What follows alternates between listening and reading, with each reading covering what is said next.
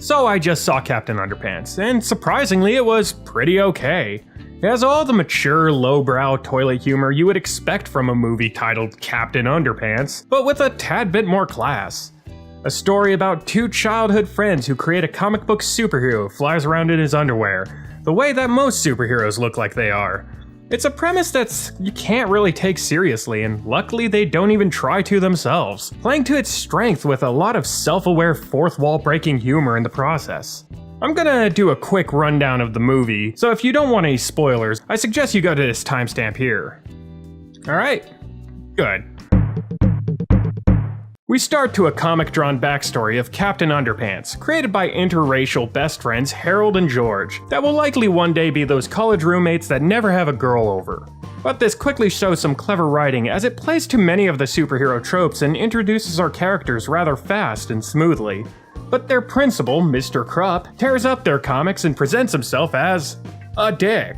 Having enough of their pranks and troublemaking, Krupp decides to separate the two and destroy their friendship. But luckily, due to the most incredible cereal box ring ever, they manage to hypnotize Principal Krupp into believing he's Captain Underpants, who plays the role so well I assume he must have been a huge fan of the comics he was confiscating. And what follows is cringing. Lots and lots of cringing in the next few minutes as you watch what most would see as a mentally disturbed man running around in his underwear with two young boys. And people seem to accept this strangely well. I guess Catholic conventions must be all the rage in this town. After getting control of the principal, they keep him hypnotized to run the school. Meanwhile, a very transparently evil genius applies to be the school's new science teacher, who is so evil that he plans to rid the world of laughter. All because he has a really, really dumb name.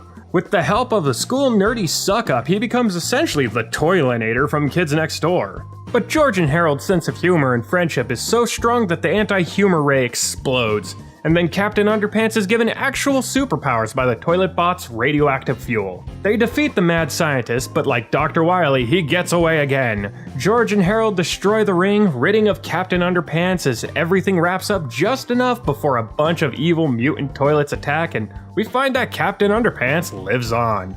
As I said, just total nonsense, but the writing is pretty solid, even with such a ridiculous plot. It's like what a child would actually write, polished up by an adult just enough to hold its hand along the way. It was good enough that I do see both kids and adults enjoying it at the very least.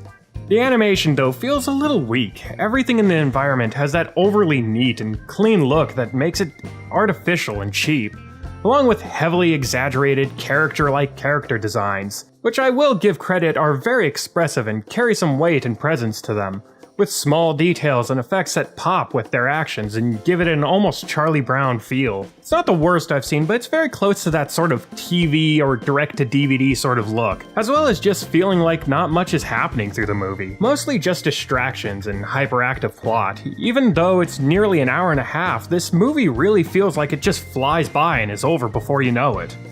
I understand it's based off of a book or a comic, but I've never read those, so I'm not sure how much its writing or style holds to the source material. However, it does make me want to actually look at where it came from, and to me that's a successful movie.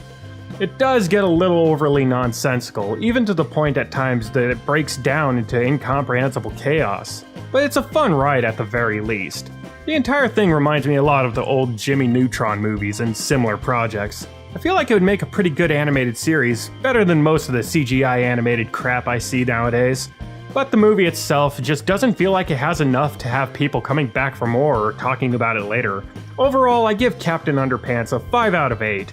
A little above average, it's enjoyable, worth a look and a few laughs, but it will likely just fade from memory and collect dust on the shelf in the end.